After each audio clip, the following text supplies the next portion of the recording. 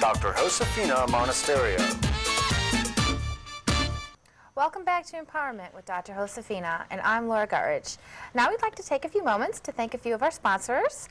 First off, we'd like to thank Valerie and Angela from Salon V. You like my new look? I love it.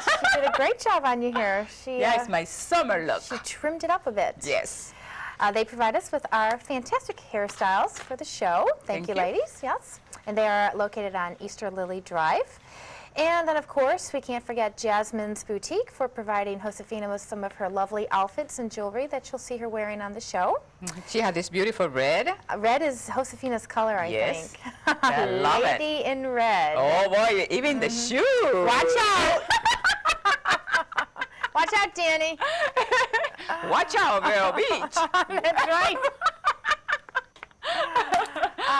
They are where? Ocean Drive. Ocean Drive, across the street from Bobby's. Bobby's, that's right. And then, of course, if you're interested in upcoming seminars, give Josefina a call at 778-8877. Very good. I memorized it. Or you can email her. Today's lesson, part 2 of Fostering Excellence in Children. And last week we left off, we kind of left you hanging on the third, what do you do when they hit 13? 13, yeah. Everyone who has raised children knows that that's a very crucial age. Very. But before we get into that, we'd like to do a little review of last week. Yeah. In last week's lesson, you really stressed the importance of having a democratic home environment for your children to encourage them to contribute their thoughts and feelings to the family. And you really feel that this is a very, very important part of raising children. Because that's the beginning of building their self-esteem. So you're going to build their self-esteem by allowing them to express their feeling, to feel important, to feel that they count, and that they are appreciated. So it's very powerful for the parents to let the children express how they feel, give their opinions. That doesn't mean that you're going to do what the children are saying, is that you listen. Right, and they realize when you are actually listening to their thoughts and feelings and considering those thoughts and feelings, even if, like you said, you might not do what they tell you to say, it makes them feel important that you are at least considering it. Exactly. And I think we'd be surprised sometimes the input that children can have can actually be the right decision. Exactly. If the parent is secure, if the parent is secure within herself or himself, they will say, wow, that's a great idea. Let's implement that idea. Let's do that. Let's try that. My God, can you imagine a child who's raised in that kind of environment that is very fostering to excellence, to feel good, to express your opinions, to be yourself? Because I think that's what lack a lot in many homes, that the children cannot be themselves because sometimes we talked about last week, the parents expect the children to be what they want the parents to be. And you have a beautiful, we have a nice story there about this kid. We do, it talks about that. Having a tomato juice. This is about the tomato juice. This is by Joseph Campbell. And it goes like this. One evening I was in my favorite restaurant. At the next table there was a father, a mother, and a boy about 12 years old. The father said to the boy, "Drink your tomato juice." And the boy said, "No, I don't want to." Then the father, with a louder voice, said, "Drink your tomato juice." And the mother said, don't make him to do something he doesn't want to. Absolutely. You know, just if he doesn't want to drink it, don't make him. And the father looked at her and said, "He can't go through life doing what he wants to do.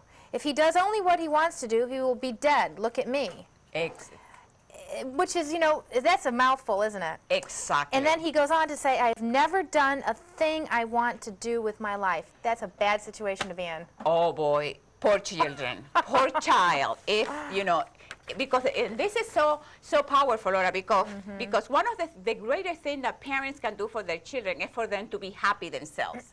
Because like this parent, this man, where he had never done what he wanted to do in his life, so now he doesn't want the kid to be happy. He wants to force the child to drink tomato juice, and he doesn't want tomato juice, right? Right. Juice. But you know, and I think that's such a sad thing for parents, because if I had a child, I would want that child to be able to experience the things that maybe I felt I didn't have. And instead of wanting that child to suffer, you want to reverse that and make things better for your child, I would think. Yeah, and sometimes people take, because they don't want the children to suffer, so sometimes they go to the extreme. For example, if you were raised with parents who were very strict, then you become very permissive. Because, you know, people don't find that balance in between, and with the child needs the discipline, and the child, you know, needs the rules and all those things. So we have to be extremely careful that because you don't want your children to suffer, then you go to the extreme. Right, because and when you're too strict, that's when you get all the rebellion that comes out. Absolutely. As soon as they leave the house, Especially, because we have very few minutes, especially during teenagers years, because when they turn 14, 13, 15, they want that sense of independence. They're trying to find their identity. And one of the things that's going to happen that parents have to be very aware is that they will hate you for who you are, and they will hate themselves for what they are. They are not. So you have to be very careful not to get attached to their behavior so much. You set the rule, you stick with it, and that's the way it goes.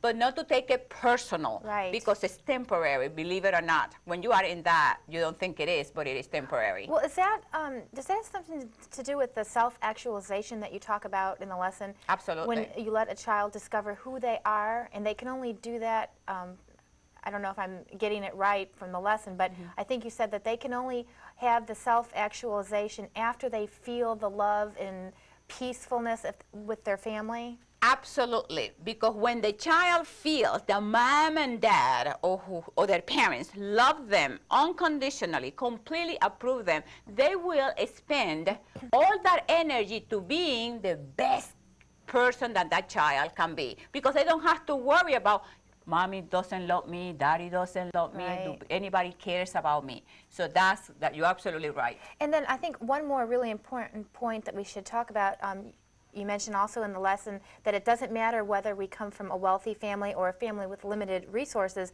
that the outcome, it doesn't really have a lot to do with wealth. No, it has to do that the child feels that he or she can set goals, that they can overcome obstacles, and that they can be the best person that they can be. That's the secret. It's not about money. It's about love and caring. Because, you know, I think, I know with my own personal experiences in life, I'm sure everyone else has seen this, a lot of children that are adults now, the ones that came from very poor families, grow up to be wonderful adults. Exactly. And then you see the other side of the coin, you know, little spoiled brats that came from wealthy families aren't worth much as adults. That's another show.